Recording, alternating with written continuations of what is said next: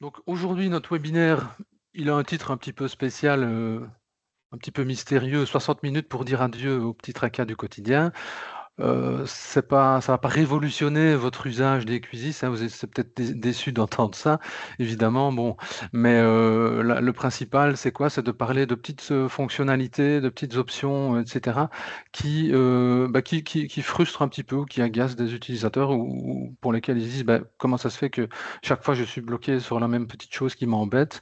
Et donc j'ai sélectionné une petite vingtaine de fonctionnalités qui devrait peut-être permettre, de se sentir un petit peu mieux dans le programme, d'aller plus vite aussi surtout, c'est ça le but, hein, de perdre moins de temps et cetera. On a mis j'ai un sous-titre ici qui dit voilà, il faut savoir que, souvent quand on nous appelle pour des soucis, bah, la réponse elle est déjà dans Equisis, on ne la connaît pas et donc c'est une occasion de l'apprendre ou alors, bah, si la réponse n'est pas encore dans Equisis, bah, vous savez que le programme grandit grâce à vous et s'améliore grâce à vous et donc on implémente aussi des nouveautés, grâce aux nos utilisateurs qui sont quand même les principaux intéressés, puisque c'est eux qui utilisent le programme, enfin nous aussi évidemment, mais sans doute moins. Donc, hem, je vais parler de 2 thèmes, on va dire, principaux. Je vais parler d'ergonomie et de navigation. Donc là, bon, il y a des choses que vous savez déjà ou certains d'entre vous, puisqu'il y a des utilisateurs chez vous qui sont intensifs, qui travaillent tous les jours dans le programme, d'autres peut-être une fois tous les 15 jours ou autre. Donc évidemment, vous n'êtes pas du même, vous n'avez pas le même usage du programme, donc il y a des choses que vous saurez et d'autres que vous apprendrez en fonction des utilisateurs. En tout cas, voilà, je vais parler de fonctionnalités qui vont vous faciliter la vie au niveau de l'ergonomie et de la navigation dans le programme. Hem ensuite, de j'ai sélectionné quelques fonctionnalités qu'on active via les préférences, donc le module administration du programme.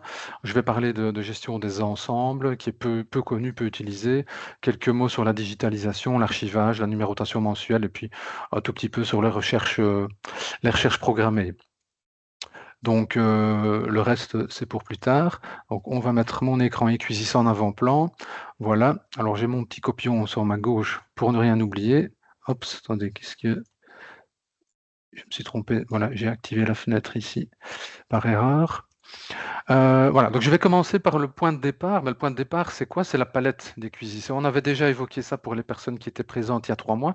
On avait déjà évoqué les favoris. La manière de mettre en favori, les fichiers qu'on utilise le plus souvent à partir de la version 5. J'ai oublié de le dire, mais c'est la version 5.2.10 ici qui fait office de référence, qui est une des dernières. On sera bientôt à la 12. Hem Les favoris, c'est quoi? Bah, je vais pas rentrer dans les détails, la plupart des gens le connaissent. Je vais juste illustrer. Vous voyez que là, j'ai dans mes favoris, j'ai 2 thèmes. J'ai créé un thème gestion en gras et un thème comptable dans lequel j'ai mis des favoris, y compris d'ailleurs une fonction de création qui est pas un fichier, mais une fonctionnalité. On va l'illustrer aussi. Donc je vais l'illustrer en ajoutant d'abord 2 favoris, pour ceux qui ne savent pas encore comment le faire. On va cliquer sur l'étoile pour ajouter le favori article et plus bas, ajouter le favori des factures. Enfin, ces 2 fichiers-là dans mes favoris plutôt. On les voit, ils sont ici en dessous, ils sont pas classés, ils sont là en vrac en bas des favoris. On va pouvoir classer ces favoris-là de manière alphabétique ou de manière justement thématique, comme je l'ai fait ici. Et je vais créer un petit thème supplémentaire que je vais appeler facturation, dans lequel je mettrai ces 2 fichiers-ci, ces 2 favoris-ci. Donc la gestion des favoris, ça se passe derrière l'icône des 3 petits points, ici, ou derrière l'icône des préférences, de la roue dentée, gérer mes favoris. Donc mes 2 nouveaux favoris, ils sont ici en dessous. D'abord, comment je vais faire pour créer un thème? Je vais cliquer sur le bouton plus simplement. Il va m'ajouter un nouvel élément. Je vais cliquer une fois dessus et je vais l'appeler facturation. Facturation, voilà. Donc là, j'ai un thème et je vais y attacher mes 2 favoris, les 2 favoris de mon choix. Donc par glisser-déposer, je vais prendre le fichier article, le favori article et je le glisse sur le mot facturation. Donc j'ai mon arborescence comme ça, article facture. Lorsque je ferme la fenêtre, ben voilà, c'est fait, j'ai juste mon thème en plus avec dedans l'accès à 2 favoris, aux 2 favoris. Alors ce qu'on peut faire aussi, c'est justement créer des actions comme on l'a fait avec création client. Quand on clique dessus, qu'est-ce qui se passe? On est directement en ajout client. Si on crée des clients toute la journée, c'est plus rapide, un peu plus rapide de créer un favori direct. Je vais faire la même chose pour l'illustrer en créant une option, favori de création de facture. Donc je vais retourner dans ma gestion de favoris. Je vais créer un élément que je vais également renommer. Donc on va l'appeler, création de création facture, hop à côté. Voilà. De nouveau, je vais le glisser pour l'attacher au thème facturation. Si je veux, je le remonte aussi dans la liste, hein, voilà, par exemple. Et puis, ben, pour l'instant, c'est un favori qui veut rien dire puisqu'il est attaché, enfin, il n'y a rien derrière. Je vais lui dire, ben voilà, je veux l'associer au fichier de mon choix, ben, au fichier facture, évidemment, et je vais lui donner une action, l'action de ajouter, de créer une facture. Donc voilà, ça c'est fait. Donc quand je ferme, ben, mon nouveau favori est ici, création facture. Et lorsque je l'ouvre, ben, je suis en ajout de facture, simplement. Donc voilà, on a des utilisateurs qui ont déjà créé pas mal de, enfin, qui ont des favoris assez poussés comme ça, et on va essayer d'ailleurs, pardon, aller de plus en plus dans le sens de nous par programmation aussi nous-mêmes, de créer des thèmes qui seraient des thèmes fonctionnels, plutôt que d'avoir des fichiers qui sont de plus en plus nombreux, hein. Ici, j'en ai 57 et on en utilise peut-être que 10. Ben, on créerait nous-mêmes des thèmes favoris qui seraient préprogrammés, qui vous faciliteraient la vie. Ça, c'est un projet qui n'est pas pour peut-être demain, mais en tout cas, ça, c'est dans les cartons. Alors tant que je suis dans la palette, eh bien, il y a certains qui bon, moi j'ai ma barre de tâches qui est en dessous de mon écran, et quand on a des petits écrans, il faut rallonger. Parfois on met sa barre de tâches ou le dock, comme on appelle sur Mac, verticalement sur la gauche ou sur la droite. Ce qui fait que s'il est sur la gauche, ben, il va peut-être gêner, la palette justement, si vous avez votre barre de favoris ou votre dock sur la gauche. Donc dans ce cas-là, qu'est-ce que vous faites? De nouveau dans la gestion des options de la palette, ben, on va l'ancrer de l'autre côté, ancré à droite, et donc bah, comme ça on libère le volet gauche de son écran s'il est occupé par autre chose. Les fenêtres vont s'adapter évidemment automatiquement. Si j'ancre ma fenêtre à gauche, ma palette à gauche, bah, la fenêtre de client va se déplacer en conséquence euh, pour se mettre exactement à côté de la palette et remplir le reste de l'écran. Donc voilà deux petites choses complémentaires sur la palette de la version 5. Alors, on nous appelle régulièrement pour se plaindre, si je peux dire, d'une chose qui est: «Monsieur Lucassen, je veux ouvrir mon fichier client et je le vois pas. Il est ouvert, mais je le vois pas». Bon, ici, je le vois évidemment, donc je vais simuler le fait de le masquer. Enfin, on va le mettre tout en bas, imaginons, hein, voilà, imaginons qu'il est hors écran. Et pourquoi est-ce que quand on l'ouvre, on ne le voit pas? Ça, c'est souvent, la plupart du temps, parce que quand on travaille avec 2 écrans, un petit écran avec son portable et un grand écran complémentaire pour plus de confort, bah, il se peut que vous ayez à un moment donné déplacé ou placé plutôt une fenêtre sur votre grand écran dans un coin. Il faut savoir que quand on ferme la fenêtre, le programme va mémoriser son emplacement et sa taille. Donc ce qui fait qu'une fois qu'on a plus qu'un grand écran et qu'on travaille uniquement sur son petit écran de portable, bah, la fenêtre qui a été mémorisée, son emplacement qui a été mémorisé au moment où on l'a fermé, bah, il est en dehors de son petit écran. Ce que je simule ici en l'ayant manuellement mis en bas à droite. Donc dans ce cas-là, ben, on est coincé, et parce on ouvre, on a beau ouvrir le fichier client, enfin le fichier quelconque, on ne le voit pas. Et donc ben, la solution, elle est toute bête quand on la connaît, c'est d'utiliser de nouveau les préférences de la palette et de réinitialiser la position par défaut. Donc on a deux outils de réinitialisation. Celui-ci va remettre la position par défaut des fenêtres ouvertes au moment où on le fait. Donc j'ai une fenêtre ouverte ici, c'est mon fichier client. Donc je fais position par défaut, ben, automatiquement il récupère l'endroit, la position par défaut. L'autre option, ben, comme son nom l'indique, c'est réinitialiser la position par défaut de toutes les fenêtres, y compris celles qui ne sont pas ouvertes au moment où on le fait. Bon, ça c'est quand même une chose qui arrive régulièrement, donc maintenant, normalement, les personnes qui ne le savaient pas encore savent qu'elles peuvent utiliser simplement cette petite fonctionnalité. Sans quoi, ben oui, voilà, c'est agaçant parce qu'on est bloqué et on ne sait pas comment se débloquer. Tant qu'on reste dans les fenêtres, il y a une autre chose aussi qui est particulière à Equisys, et c'est le fait que permet Windows ou Mac, mais d'une autre manière, de maximiser ou de minimiser ces fenêtres. En fait, maximiser la fenêtre, j'entends par là l'icône sur PC en tout cas qui est là au milieu. Lorsque vous cliquez dessus, ben, là j'ai maximisé sur tout l'écran, mais de ce fait-là, la fenêtre se cache derrière la palette en partie. Donc on a beau réduire la largeur de la palette avec ce petit bouton-là, dans le fichier client, c'est pas trop grave, mais dans d'autres, ce le serait plus. Ben, on a une partie du fichier qui est derrière la palette. Et là, on n'y peut rien, c'est Windows qui gère ça. Donc, première chose, c'est d'éviter ou de ne pas de perdre l'habitude plutôt, ou de désapprendre le fait de maximiser une fenêtre. Ça ne sert finalement à rien. La fenêtre ne sera pas plus grande pour la cause et elle gênera la visibilité. Ce qui est encore un petit peu plus embêtant, c'est d'utiliser le réflexe, d'avoir le réflexe de minimiser ces fenêtres. De nouveau, là, il y a un comportement différent entre Mac et PC, mais somme toute, c'est un peu pareil. Si je minimise avec l'icône qui est ici, de réduction de la fenêtre, donc quand on fait ça, je viens de le faire pour les 4 fichiers qui sont ouverts, ben, on voit qu'il y en a 2 ou 3 qui sont plus ou moins visibles en bas, mais déjà, la première fenêtre minimisée, elle est en dessous de la palette. Donc c'est déjà pas pratique de la récupérer, où il faut réduire la hauteur de sa palette. Et puis, ben, voilà, je vais donc non seulement j'ai 4 fenêtres, mais je vois pas, je sais pas à quoi elles correspondent parce que je vois pas leur nom, je vois 2 lettres. Et donc si je la remaximise la première, ben, par contre, c'est les 2 autres qui sont cachés, les 3 autres ou les 2 autres qui sont cachés derrière. La fenêtre de minimisation est derrière les 2 fenêtres que je viens d'ouvrir. Donc si je referme ces 2-là, voilà les 2 autres qui sont là. Et donc, ben, c'est pas pratique du tout. Donc là aussi, c'est une habitude qu'on a, qu'on a souvent dans d'autres logiciels, mais qu'il faut désapprendre, on va dire, dans les QGIS. Pourquoi? Parce qu'il suffit simplement d'empiler les fenêtres les unes derrière les autres, de ne pas minimiser, et puisqu'on a sous la main, sous les yeux, la liste des fichiers ouverts, de faire un simple clic pour remettre en avant-plan la fenêtre dans laquelle on veut travailler. Voilà, donc la minimisation, on essaye d'oublier. Alors, j'ai aussi de temps en temps des utilisateurs qui sont embêtés parce ils ont 2 écrans et ils aimeraient bien profiter de la largeur des 2 écrans pour mettre, des fenêtres sur l'un et sur l'autre.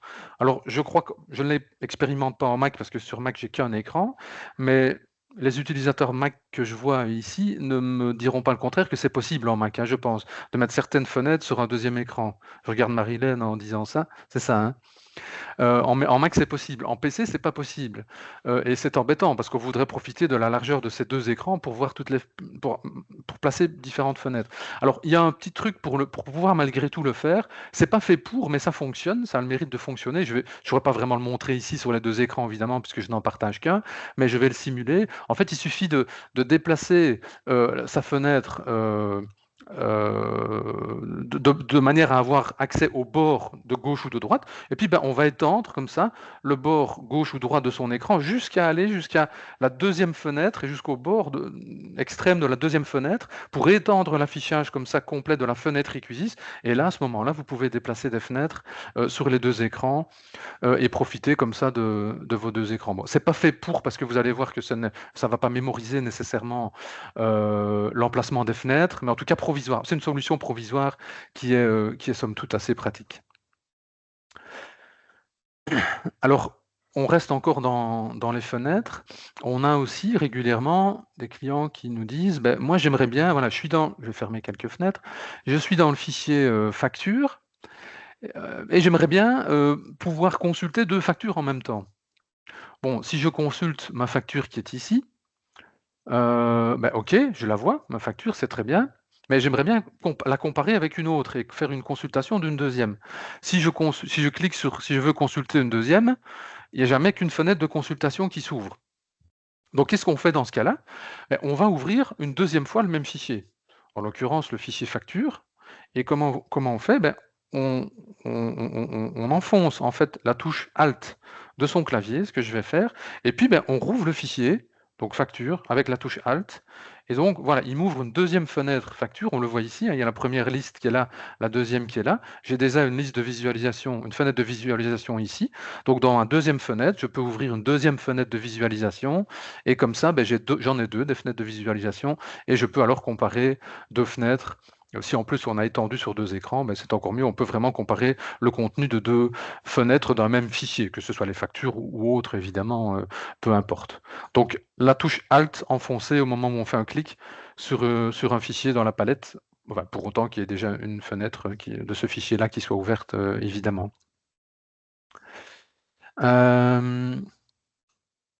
Alors, une observation que je fais, régulièrement aussi quand je fais du support et que je suis connecté chez les utilisateurs, c'est qu'ils n'ont pas optimisé heu, les colonnes de leurs fichiers. Par exemple, on a des utilisateurs Vous savez sans doute que si vous avez le module facturation, que Eqsys permet évidemment d'envoyer des factures, par mail directement en PDF. C'est très bien, mais on a des utilisateurs qui le font, mais qui n'ont pas affiché la colonne qui indique que la facture doit être envoyée par mail ou l'a été, ou les 2. Et bien ça se passe, via l'icône qui est tout en bas ici à droite, donc qui s'appelle l'ouverture fermeture du tiroir, donc qui permet d'ouvrir un tiroir, latéral qui contient toutes les colonnes disponibles dans le fichier dans lequel on est. Donc ici, je suis dans le fichier facture et simplement, on repère, dans les cas, dans l'exemple que je donne, j'ai une colonne qui s'appelle «Envoyer par email» et «à envoyer par mail». Voilà, je vais cocher ces 2 là. Ça, ce sera pour plus tard, pour la facturation électronique. Et le système alors m'a ajouté, mes 2 colonnes, il les a positionnées ici. Normalement, il les positionne à droite, mais il se souvient que je les avais déjà ouvertes précédemment, affichées. Et donc, voilà, il est quand même fort intéressant quand on envoie des factures par mail, de savoir que celles-ci, dans la colonne de droite, envoyées ER, doivent être envoyées par mail, et dans la colonne de gauche, ont été envoyées par mail. Celle-ci doit l'être, elle ne l'a pas encore été, on voit qu'elle a été imprimée, mais bon.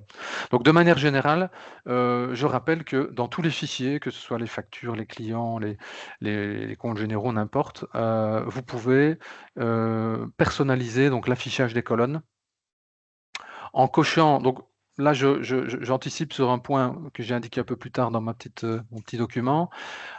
Pourquoi est-ce qu'on a 2 colonnes, heu, de cases à cocher? La première colonne, vous le voyez, c'est la colonne qui indique quelles sont les colonnes que vous voulez voir apparaître ou non. Donc on coche celle qu'on veut voir apparaître, on décoche celle qu'on veut masquer. La deuxième colonne, ça va permettre, et là je ne sais pas si, quelqu'un connaît, chez vous ce principe, ça va vous permettre, imaginons, voilà, on a certains, ils sont peu nombreux, mais je pense à un client qui a, peut-être chez Biemar aussi d'ailleurs, qui a, genre, 600 000 articles dans sa base de données, dans son fichier article. Et dans son fichier article, quand il fait une recherche, l'utilisateur ne prend pas la peine de faire une recherche précise. Il clique ici dedans, il tape, bon moi je tape n'importe quoi, hein, je vois donc voilà. Il tape ceci parce qu'il cherche un article dont le nom contient un format. Voilà, j'en ai quelques-uns ici. Bon, ça va très vite chez moi, j'en ai que 800 des articles, mais quand on en a 500 000 et qu'on fait une recherche sur toutes les rubriques comme on le voit ici, toutes les rubriques, ce sont tous les champs d'Eqsys, toutes les colonnes. Donc vous voyez la quantité de rubriques qu'il y a dans une fiche article. Donc quand on a 500 000 articles et qu'on lance une recherche, on a le temps d'aller boire un café avant d'avoir le résultat. Il y a moyen d'optimiser ça de manière radicale. Comment? Eh bien, de 2 manières. Soit, on prend la peine, mais tout le monde ne le fait pas, c'est un peu embêtant parfois, de dire: «Moi je veux faire une recherche uniquement sur telle ou telle colonne». Donc dans mon cas, je vais faire un clic droit sur l'entête de ma colonne, je vais faire une recherche sur le libellé article, donc je vais faire un clic droit sur le libellé, voilà, et je tape quelque chose, n'importe, nom contient, goule pour goulotte dans la rubrique libellé, donc il va rechercher que sur cette colonne-là, et ce sera déjà beaucoup plus rapide. Moi, on ne voit pas la différence parce qu'il y en a peu. Maintenant, ce qu'on peut faire aussi, c'est pour éviter de dire: «Je veux faire une recherche sur telle ou telle colonne», c'est de paramétrer en fait cette information-là, de nouveau dans le tiroir de droite, et c'est pour ça qu'on a une deuxième colonne, de cases à cocher. Par défaut, la petite case qui est ici en dessous recherche toute rubrique et cochée. Donc ça veut dire que si je fais une recherche en tapant ici quelque chose, alors qu'il est écrit rubrique toute, il va rechercher dans toutes les rubriques. Par contre, je peux lui dire: «Non, en fait, je ne veux pas chercher tout par défaut sur toutes les rubriques, je veux rechercher», je décoche cette case, donc j'ai pas besoin de la décocher, il va le faire à ma place. Je veux chercher uniquement, par exemple, sur le libellé, la colonne libellé. Donc je coche la deuxième case à droite, et par exemple, je voudrais rechercher aussi sur la référence fournisseur. Parce que je me dis: toute recherche que je fais dans le fichier article, c'est soit le libellé, soit la référence, donc je n'ai pas besoin de me tracasser. J'ai pas besoin de dire sur quelle rubrique je recherche, je le laisse à toutes. Vu que là, j'ai désactivé la recherche sur toutes les rubriques pour dire: «Non, je veux juste sur 2 colonnes», j'écris ici mon critère de recherche, et malgré le fait qu'il soit indiqué que je recherche sur toutes les rubriques, en fait, il va savoir qu'il ne doit rechercher que sur les 2 qui sont cochés, dans dans mon tiroir de droite le libellé et la référence. Et donc, de nouveau, là, voilà, ce sera, on voit pas la différence, mais ce sera instant, ce sera beaucoup plus rapide aussi. Donc, ça, c'est intéressant à savoir. De pouvoir éventuellement désactiver la recherche toute rubrique pour spécifier quelles sont les colonnes habituelles sur lesquelles on recherche sans se soucier de devoir le spécifier à chaque fois. Alors, je vais parler maintenant d'une fonctionnalité, qui se trouve un peu Ouais, partout, dans le programme, qui est, je vais ouvrir peut-être déjà quelques fenêtres, pour ça, juste, pour, heu, pour illustrer, voilà. C'est le clic droit. Le clic droit est sous-utilisé dans le programme, par mes connaissances, et il est présent à différents endroits. Dans n'importe quelle liste principale, hein, on va prendre le fichier client, on a un clic droit et là-dedans, on a rassemblé d'abord les options principales des icônes qui sont là, l'ajout, la duplication, la modification, la suppression, les impressions, et cetera. Donc ça, c'est une chose. Le clic droit, il est présent, pardon, aussi dans ça vous permet aussi, d'accélérer la fermeture des fenêtres. À un moment donné, quand vous travaillez un peu dans tous les sens, vous vous retrouvez avec 10 ou 15 fenêtres ouvertes, on fait un clic droit dans «Mes fichiers ouverts» et on fait un tout fermé, on ferme toutes les fenêtres ouvertes en une opération, sauf celle-là, tiens, qui peine à fermer. Mais en général, voilà, il va fermer toutes les fenêtres en un clic, en faisant un clic droit sur un des fichiers qui sont ouverts. Hem, il y a des fonctionnalités de clic droit dans les historiques, comptables, quand on est dans un compte général, dans un compte particulier. Il y a des clics droits qui sont présents dans la saisie comptable, pour, dupliquer des pièces, pour les extourner des OD et cetera. Donc ça, je ne vais pas illustrer tout ça. Je vous invite juste, en sachant que les clics droits sont présents, heu un peu partout, on va dire, de tester, de voir ce qu'il y a derrière et vous comprendrez tout de suite, à quoi ça sert. Je vais illustrer une fonctionnalité ou 2 fonctionnalités du clic droit à l'aide d'un exemple, simple. La première, celle-ci, elle est un petit peu nouvelle, mais elle est finalement assez pratique. C'est un raccourci pour faire un copier-coller. Quand on est dans une liste principale, c'est ceci, hein, le client, les articles, les factures, et cetera. C'est de pouvoir faire un copier, pas un copier-coller, faire un copier d'une information d'une des colonnes. Donc si je sélectionne mon client chèvrefeuille, si je fais un clic droit sur une des colonnes, je vais faire un clic droit sur la colonne email, on a une nouvelle option qui s'appelle copier les valeurs de la colonne email, en l'occurrence, puisqu'il se rend compte que mon clic, il s'est passé dans la colonne email. Donc en faisant ça, je copie l'adresse email du client, en fait. Donc si vous voulez, voilà, je vais coller, voilà, elle est bien dans mon copier-coller. Donc ça, c'est valable pour toutes les colonnes. Donc si je fais un clic droit sur le nom chèvrefeuille, il va appeler ça copier les valeurs de la colonne nom société. Donc ça, c'est utile pour des tas de choses, a priori d'ailleurs un petit raccourci pour envoyer un mail, hein, par exemple. Hop, on fait un clic droit, on fait copier, plutôt que de rentrer en modification dans la fiche du client et puis de faire un copier de l'adresse email, et cetera. Mais voilà, on fait un clic droit dans cette colonne-là, c'est assez pratique. Et l'autre fonctionnalité que je voulais illustrer au niveau du clic droit, qui est méconnue aussi de pas mal de monde, je disais, je vais l'illustrer à l'aide d'un exemple simple. Imaginons que voilà, vous utilisez le module de facturation des Quizzes et vous avez vendu un produit et vous devez le ramener, vous devez le prévenir vos clients qu'il doit être retourné parce qu'il est, je ne sais pas, impropre à la consommation ou il est défectueux ou autre. Donc on a une fonctionnalité en fait via ce clic droit qui va vous permettre très rapidement et très facilement, à partir du produit, de l'article ou d'une sélection, si on a plusieurs, de finalement retrouver la sélection des clients et de aller jusqu'à pouvoir leur envoyer un mail directement, enfin récupérer la sélection des adresses email de ces clients-là. Donc comme je disais, je vais l'illustrer avec un bête exemple. Voilà, j'ai vendu des boîtes de thon. Imaginons que, bon voilà, elles ont un souci sanitaire, on va dire.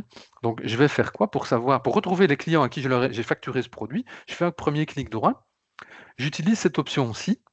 Cette option va m'afficher tous les fichiers qui sont liés au produit, enfin à la sélection. Donc si je fais ça, il va me dire, voilà, potentiellement, cet article-là, il peut se retrouver sur des commandes clients, sur des commandes fournisseurs, des écritures de stock, des factures, et cetera. Tout ce qui est lié tout fichier qui est lié à ma sélection, à mon article en l'occurrence. Donc je vais dire, voilà, je voudrais que le programme m'affiche la liste des factures qui reprennent ce produit-là. Donc quand je valide, il va ouvrir le fichier facture et je vois que j'ai 4 factures sur lesquelles il y a au moins, en tout cas, ce produit-là. On le voit pour, ben voilà, elles ont chacune. Voilà, là il y avait notamment une boîte de thon. Ensuite, je vais faire exactement la même opération pour, bon, j'en ai que 4 ici, imaginons que j'en ai 50 des factures, pour basculer et récupérer la liste des clients qui sont concernés par ces factures-là, et donc par ce produit-là. Donc je fais la même chose, je clique droit, ouvrir fichier lié, et puis je vais sélectionner cette fois-ci quoi? Client, pour retrouver, basculer dans ma sélection de clients concernés, on voit qu'il y en a 3.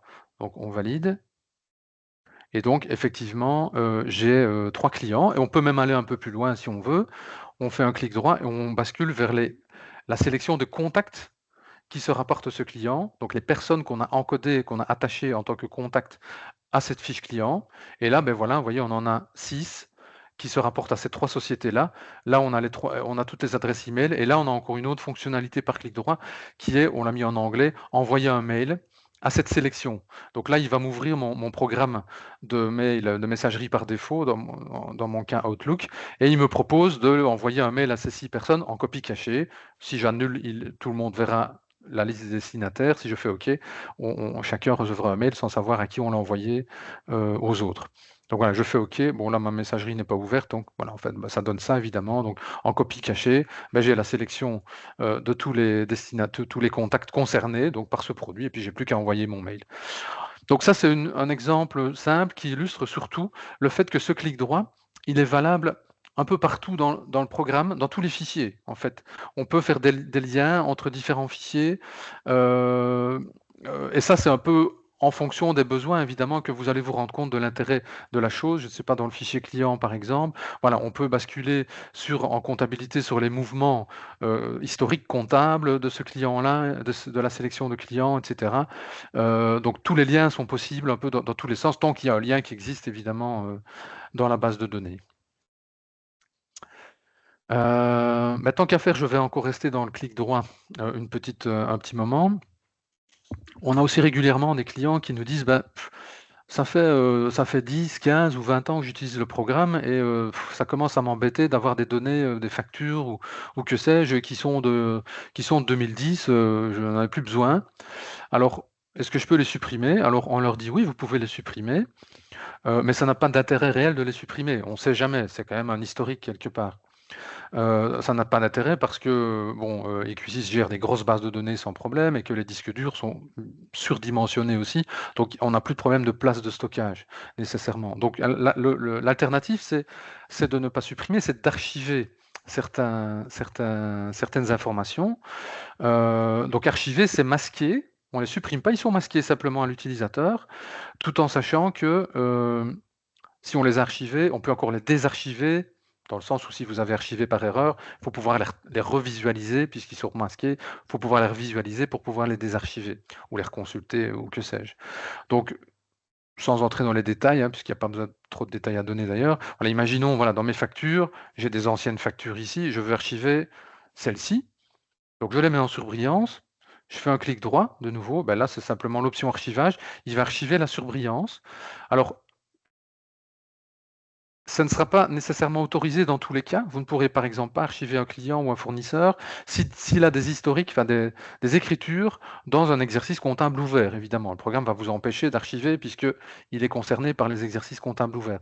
De même, si vous avez la gestion de stock, vous ne pourrez pas archiver des articles s'ils ont encore des quantités en stock. Ça introduirait une anomalie dans la base de données, évidemment. Mais en ayant remis les choses à zéro, ou voulant archiver des anciens clients ou fournisseurs, il n'y aura aucun souci. Donc je vais le faire. Donc c'est automatique. Donc vous voyez qu'en haut de ma fenêtre, en haut à gauche, j'ai 126 articles sur 126 factures sur 157. J'ai beau les afficher toutes, il m'en manque 31 puisque je viens d'en archiver un certain nombre, et elles sont donc masquées. Je ne pourrai plus les visualiser, je ne pourrai plus les consulter. Si j'ai archivé un article, je ne pourrai plus l'utiliser non plus sur une nouvelle facture puisqu'il est désactivé complètement. Pour cette raison, qu'on pourrait l'avoir fait par erreur, on a toujours une fonction qui permet de réafficher ou de désarchiver, enfin d'abord de visualiser les archivés, pour pouvoir éventuellement les désarchiver. Donc je vais pour ça dans le menu fichier. Les préférences, c'est quoi? C'est un petit module qui gère quelques petites options qui sont propres à l'utilisateur. Donc là, je suis connecté, on le voit en dessous, en tant que Eric, quand je me suis connecté dans Equisys. Donc c'est mes options à moi. Si on est plusieurs à travailler, je suis juste pour mes petites préférences à moi, pour le moment. Voilà, et là, j'ai simplement une case à cocher, voir ou masquer les archivés. Donc par défaut, ils sont masqués. Quand je fais voir les archivés, je valide, je réaffiche tout. Voilà, j'en ai de nouveau 157 et mes archivés, ils sont ici. Et là, je peux éventuellement désarchiver certains, et cetera. Donc là, voilà, on voit qu'ils sont désarchivés. D'où l'intérêt, si on travaille avec un archivage, d'aller aussi dans notre palette de droite, donc la palette, le tiroir de droite, pardon, d'aller cocher ou la colonne archivée pour visualiser évidemment l'état d'archivage, en l'occurrence de mes factures. Ça permet évidemment que les choses soient claires de ce côté-là. Et puis une fois qu'on a fait éventuellement désarchiver quelque chose qu'on a archivé par erreur, on retourne dans ces petites préférences pour de nouveau masquer les archivés. Ça ne sert à rien d'afficher les archivés évidemment. Ça a tout son sens si par défaut ils sont masqués et de nouveau là j'en ai plus que 132. Donc l'archivage, il est possible un peu partout dans le programme aussi, les articles, les clients, les documents commerciaux, même les comptes généraux, les comptes analytiques ou autres. On peut un peu archiver tout ce qu'on veut, pour diminuer finalement, enfin voilà, diminuer ou masquer des choses qui ne sont plus d'actualité ou qui deviennent fort anciennes. Alors, je vais ouvrir le fichier client pour illustrer maintenant un autre point qui est, le fait de paramétrer par défaut un certain nombre de données. Lorsqu'on crée essentiellement, on va dire un client, voire un fournisseur ou un article. Il faut savoir que, ça vous a peut-être un petit peu agacé si vous le faites souvent, quand vous créez un client et que c'est toujours, des clients belges francophones que vous créez, ça peut vous embêter de choisir à chaque fois, rechoisir le pays et de rechoisir la langue, par exemple. Il y a toute une série de paramètres qu'on peut paramétrer justement par défaut à la création, donc par exemple d'un client. Donc si je fais plus ici, on voit que, j'ai déjà un pays, la Belgique, j'ai déjà une langue, j'ai déjà une devise, j'ai déjà une condition de paiement, j'ai déjà un régime TVA par défaut et j'ai éventuellement un représentant, un commercial si on attache des commerciaux à nos clients. Et donc ça vient d'où? Ça vient d'où ces informations-là? Ça a 2 origines. D'une part, d'un fichier qui correspond. Donc le pays, par exemple, on a un fichier qui est le fichier des pays. C'est ici dedans qu'on a été paramétré par défaut pour dire le pays Belgique, je le coche comme valeur par défaut à la création d'un client ou d'un fournisseur. Idem pour les conditions de paiement, j'ai 30 jours date facture, j'ai un fichier paiement qui est ici. 30 jours date facture, je l'ai coché ici au milieu, valeur par défaut à la création d'un client, voire d'un fournisseur ou des deux. Donc certaines valeurs par défaut viennent d'un fichier, comme je dis, le fichier des pays, le fichier des langues, le fichier des devises, hein, l'euro par défaut, quoique ça se met peut-être par défaut d'office, je ne sais plus, les conditions de paiement, les représentants. À chaque fois, là, il y a un fichier qui est concerné. Pour le régime TVA, il n'y a pas de fichier des régimes TVA. Ça, c'est un paramètre du module administration. Je vais y venir. Donc en tout cas, voilà, on a automatisé des petits encodages ici, idem du côté fournisseur. Pour passer par les articles, qu'est-ce qu'on a comme, possibilité d'affichage de création par défaut? On peut créer éventuellement une famille d'articles. Bon là, j'ai une famille pépinière, une unité, la case à cocher suivi stock, le taux de TVA par défaut, le mode de valorisation de l'article. Ça, ce sont toutes des choses qui peuvent aussi être paramétrées par défaut et de nouveau, il y a une partie qui viennent d'un fichier. Donc quand je parle de famille ici, on a le fichier des familles. Donc là, de nouveau, j'ai été dire que mon fichier PEP, il est coché, valeur par défaut pour nouvel article. Les unités également, on a un fichier des unités, on va aller dire, mon unité pièce, si c'est toujours des pièces que je crée, des articles avec unité pièce, je vais cocher la valeur par défaut dans le fichier unité. Et le reste des options par défaut, article ou client, c'est dans les paramètres d'administration. Donc là, je vais switcher là-dessus pour parler un tout petit peu de ça. Donc on a un module, donc un fichier administration. Donc pour ceux ou celles qui ne le savent pas, ce fichier n'est accessible que si vous vous connectez avec l'utilisateur administrateur ou si votre login appartient au groupe admin. Ça fera l'objet ça fera l'objet d'un autre débat, évidemment, la gestion des accès, etc. Mais en tout cas, vous n'aurez pas accès au module administration si vous n'êtes pas rentré dans le programme avec les droits admin. Je vais ouvrir mon module administration. Et pour l'instant, bon, on a ajouté de plus en plus d'options générales dans le programme, donc c'est pas le plus intuitif qui existe, mais enfin, ça a le mérite d'être là. Un jour, on essaiera de mettre de l'ordre. On a un onglet divers 2 pour l'instant qui s'appelle comme ça. Il n'y avait plus place dans divers, donc on a utilisé divers 2. En haut à gauche, vous avez les valeurs par défaut articles dont je parlais. Il y en avait même l'une ou l'autre en plus. Donc vous pouvez dire, OK, quand je crée un article, si j'ai la gestion de stock, par défaut, cette case est cochée ou pas. Le code TVA par défaut de mon article, si je vends que du 21%, je vais mettre le code 3. Si je vends la plupart du temps mes produits, si c'est 6%, mais je vais mettre 1. Ce qu'on appelle le mode de valorisation également. Bon, ça c'est un peu moins important, c'est pour Intrastat. Et également l'option de qu'est-ce qui se passe si je modifie le prix d'achat. Si je mets à jour le prix d'achat, est-ce que c'est le prix de vente qui doit être recalculé automatiquement ou la marge? C'est aussi une option par défaut à la création. Pour les clients qu'on a ici à droite, voilà le fameux régime TVA. Si la plupart de vos clients sont non assujettis, autant le mettre par défaut à la création. Facture groupée, si vous avez des clients qui demandent une facturation regroupée de plusieurs bons de livraison sur une seule facture, par défaut, il sera coché facture groupée. Plus intéressant peut-être, le statut par défaut du client. En fait, si vous estimez que la personne qui encode est une personne qui n'est pas habilitée à valider le numéro de TVA ou le régime TVA du client, vous allez mettre le statut à valider. Donc lorsqu'on va créer un nouveau client, j'ai cliqué à côté, on va créer un nouveau client. Le statut, il est ici au-dessus à droite. Il sera par défaut à valider. Ça veut dire quoi? Ça veut dire que vous pouvez compléter la fiche du client, mais vous ne pourrez pas encoder une commande ou une facture sur ce client-là parce qu'il n'a pas été validé. Et donc là, il y a le comptable peut-être derrière qui pourra aller vérifier que le régime est bon, le numéro de TVA ou les coordonnées ou que sais-je. Donc par défaut, on peut aller à la création d'un client, considérer qu'on ne veut pas qu'il soit validé automatiquement.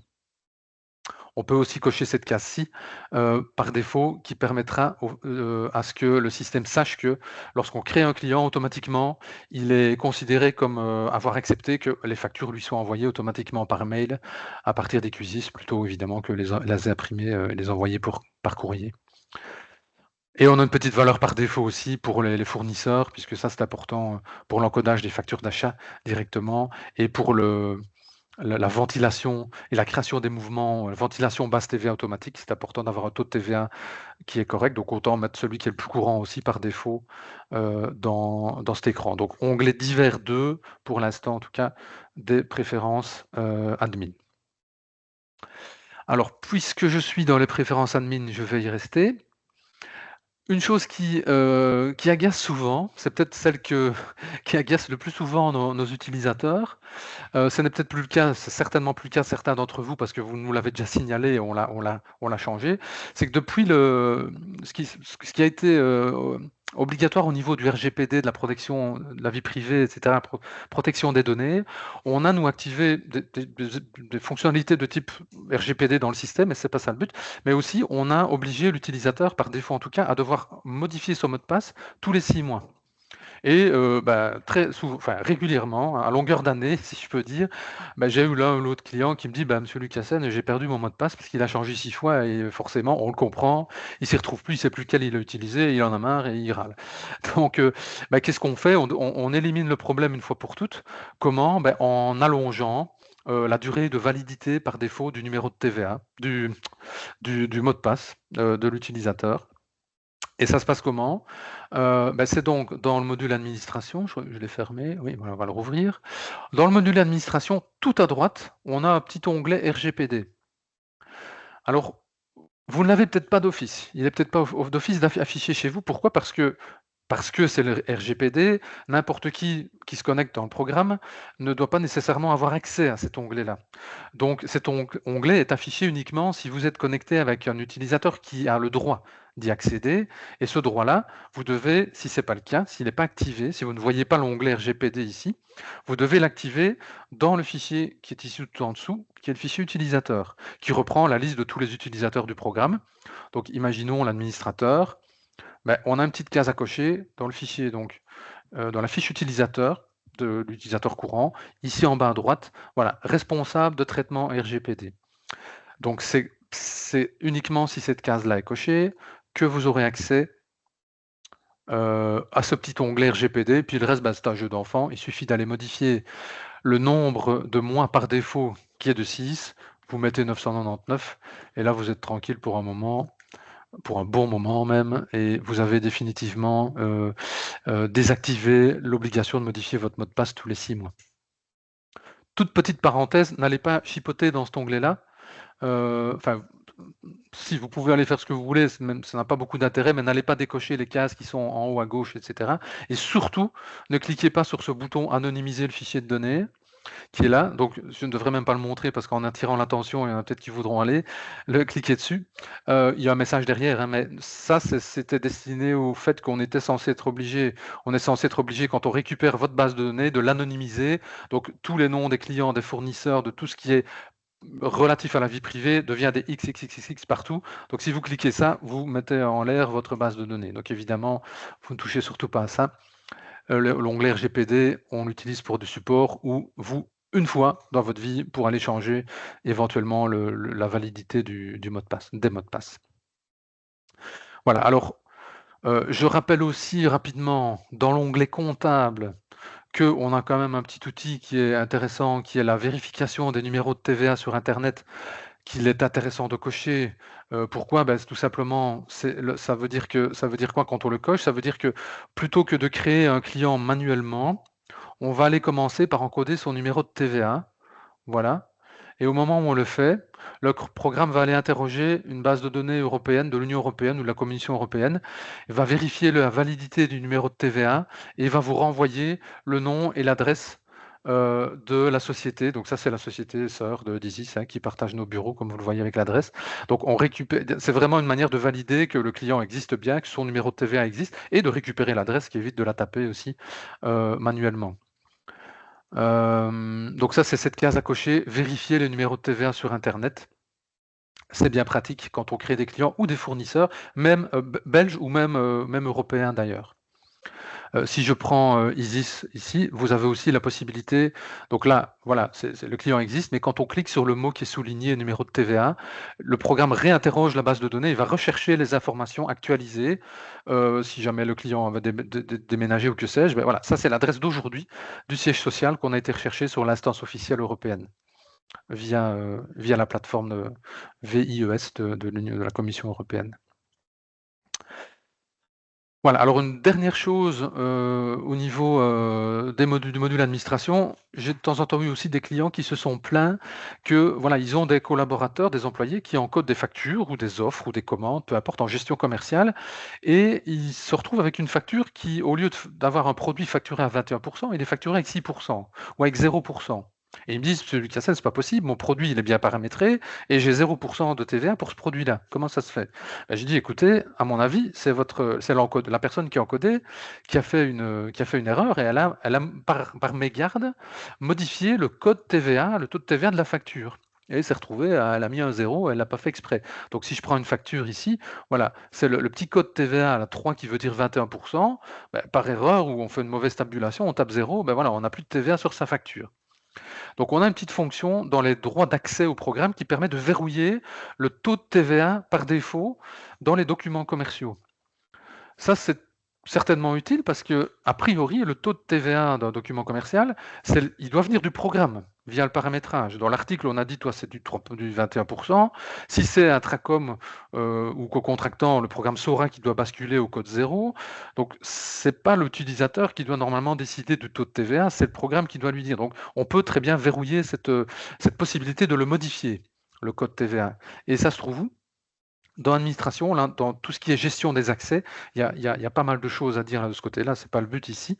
Dans la gestion des accès par groupe d'utilisateurs, on a là aussi un onglet divers pour tout ce qui sont des petits accès ponctuels, des restrictions d'accès ponctuels. Il y en a de plus en plus aussi. Et on a ici, voilà, enfin, cette option-là d'autorisation ou pas de modifier le code TVA d'un article en gestion commerciale. On fait un double clic pour le désactiver ou pour l'autoriser et on a un petit V devant et comme ça on limite peut-être on limite des erreurs. Voilà, alors je m'aperçois que je suis un peu en retard sur mon horaire.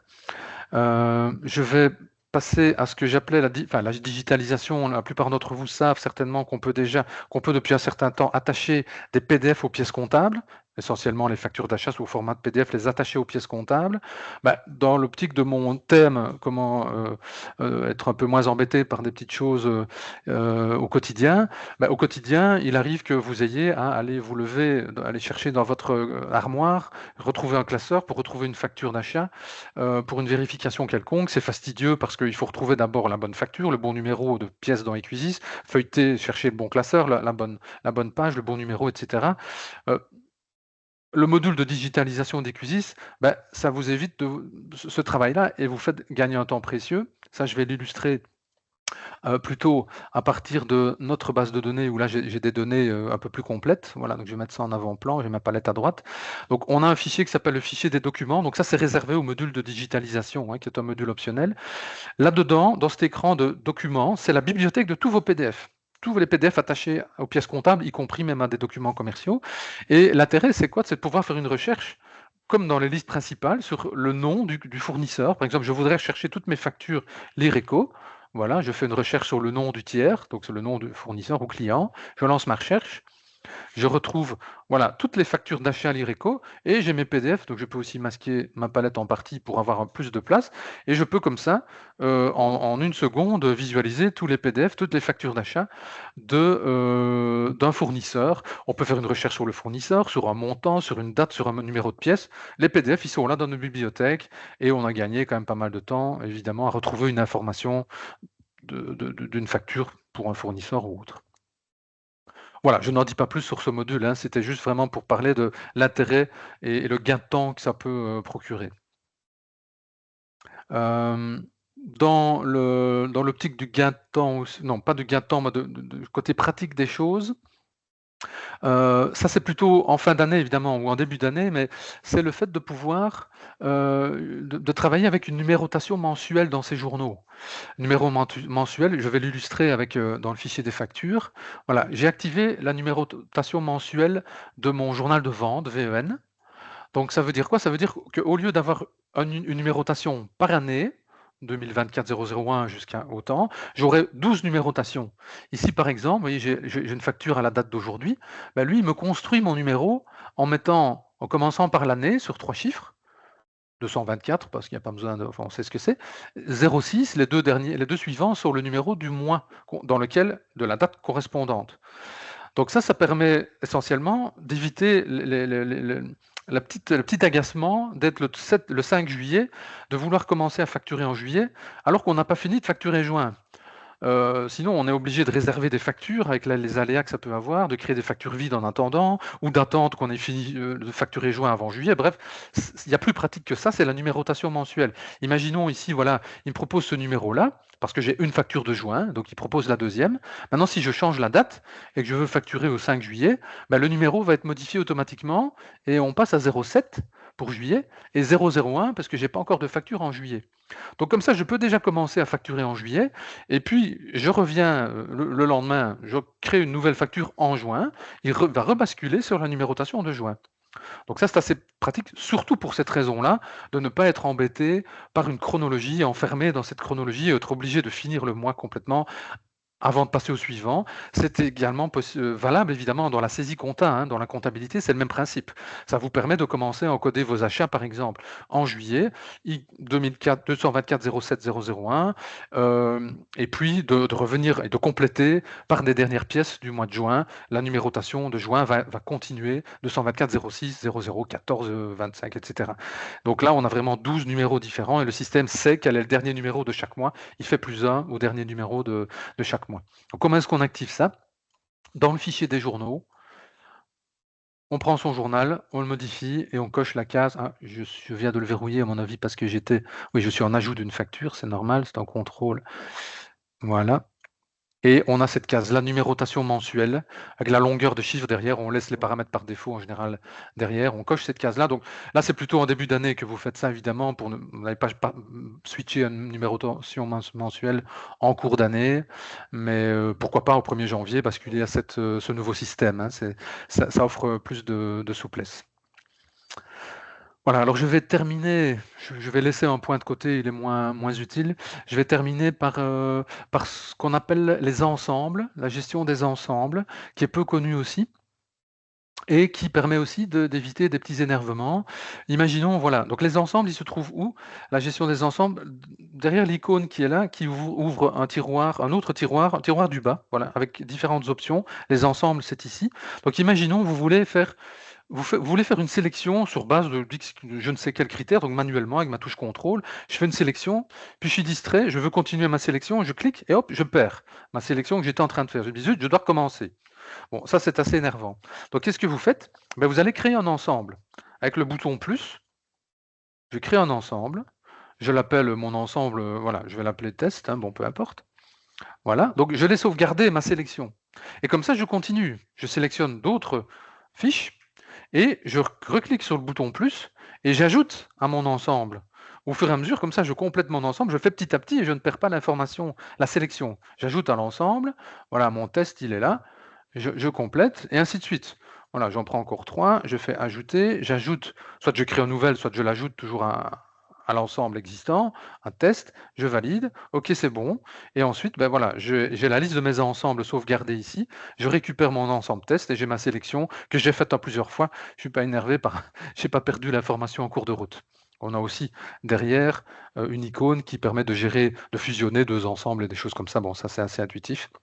Ça a tout son sens aussi, et je terminerai par là, dans le fichier client, dans les rappels de paiement, qui se trouvent ici, où on a la même fonctionnalité. Si vous envoyez vos rappels de paiement, vous faites avec des sélections manuelles, comme ceci, ben, même chose, je clique, ah zut, j'ai perdu, j'en ai sélectionné 25, je dois recommencer, c'est fastidieux. Là, il y a deux manières, la même que tout à l'heure avec la gestion des ensembles en bas à gauche, plus je crée un nouvel ensemble, je mets la date d'aujourd'hui ou n'importe, hein, voilà. Et puis je complète, hein, comme tout à l'heure, c'est le même principe, mais on a aussi juste à droite la possibilité de faire des sélections temporaires. L'ensemble, il est sauvegardé. Si vous quittez le programme et que vous redémarrez, il sera toujours là. Vous pourrez le supprimer évidemment, mais il sera sauvegardé, il est figé. La sélection temporaire, ben, comme son nom l'indique, c'est juste le temps de le faire. Voilà, je fais ma petite sélection, et puis il nous dit ben, CTRL S. Voilà, je fais CTRL S, hop, et il me dit voilà, j'en ai 5 dans ma sélection. Donc après, si je les ai perdus, c'est pas grave, je continue avec d'autres sélections, je fais ça, ça, ça, je refais un CTRL S une deuxième fois, et de 5, je passe à 9. Donc je complète ma sélection, c'est le même principe, sauf que c'est CTRL S, j'augmente, j'ajoute des factures ouvertes ici dans ma sélection temporaire, et puis, soit je restaure, donc je récupère les 11, je les affiche. Restaurer, ça veut dire afficher les 11 qui sont dans ma sélection temporaire. Je fais ça, voilà, ils sont là, ok, très bien. Et puis je vide ma sélection temporaire avec le bouton vider. Donc ça permet donc d'éviter évidemment des pertes de données qui sont assez énervantes. J'avoue que ça m'est déjà arrivé avant la gestion des ensembles, et c'était pas, ou par paresse, j'ai oublié de faire une sélection, ou je ne l'ai pas fait plutôt. Par paresse, je m'en mords les doigts après, j'aurais mieux fait de le faire. Voilà, donc là j'ai un petit peu parcouru, donc il est presque 15 heures, donc je vais peut-être quand même essayer de laisser la parole à certains d'entre vous, si vous souhaitez, si vous avez des questions. Donc je vais rouvrir le micro, voilà. Pendant ce temps-là, je vais mettre ceci en avant-plan pour dire que voilà, les prochains webinaires, le prochain, c'est à la rentrée. On va parler de deux choses, de facturation électronique, donc les possibilités actuelles que permettent Equisis d'envoyer des factures par mail à ses clients en PDF, mais aussi la facturation PayPal, qui est déjà implémentée dans Equisis pour envoyer les facturations de manière sécurisée par le réseau PayPal. Il faut savoir que la plupart d'entre vous le savent maintenant, ça va être obligatoire, en théorie en tout cas, au 1er janvier 2026, c'est d'envoyer des factures de logiciel à logiciel et plus via mail et via PDF. En tout cas, il y aura deux thèmes, deux parties. Ce qu'on peut faire actuellement par rapport à l'envoi par mail en PDF dans Equisis, et déjà aussi parler de PayPal pour l'avenir qui est bientôt là. Voilà, je ne sais pas s'il y a des personnes qui souhaitent intervenir, qui ont une question ou l'autre en rapport direct avec ce que je viens d'expliquer, ou éventuellement d'autres questions, hein, des choses justement qui vous posent des petits problèmes au quotidien et qui pourraient être améliorés. Ça peut être dit maintenant ou plus tard, hein, évidemment. Vous pouvez m'envoyer un mail ou me téléphoner, il n'y a pas de souci. Il y a quelqu'un qui parle mais que je n'entends pas. Enfin, ou... Non. Si vous voulez parler, n'oubliez pas d'ouvrir votre micro. Hein.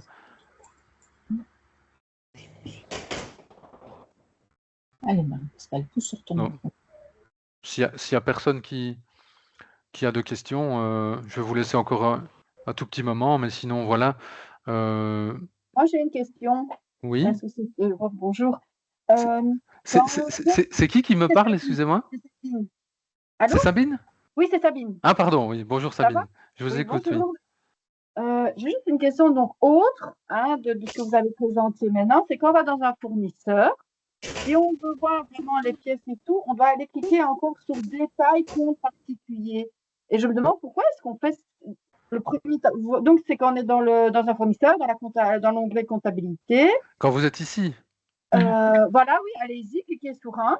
Comptabilité, puis le bouton qui est là. Ouais. Et là, si on veut voir la pièce jointe, on ne sait pas. Voilà, on doit aller dans détail compte. Je dis pourquoi il y a cette transition? Pourquoi est-ce qu'on ne va pas directement détail compte? Et si on n'a pas envie de voir la pièce, on peut la pièce jointe, vous pouvez la voir ici avec l'œil, avec l'icône de l'œil, hein, ici en dessous.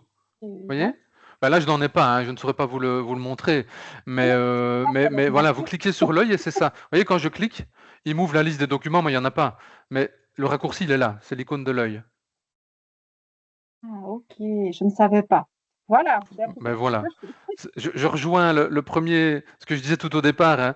S'il y a des choses qui vous embêtent ou que vous dites, tiens, zut, comment je fais ou ça m'embête parce que je ne sais pas comment le faire, ça existe peut-être dans Equisis. Et si ça n'existe pas, on peut sans doute l'ajouter si ça a un intérêt pour la majorité. C'est comme ça qu'on évolue. D'accord, oui, merci. Oui, de rien.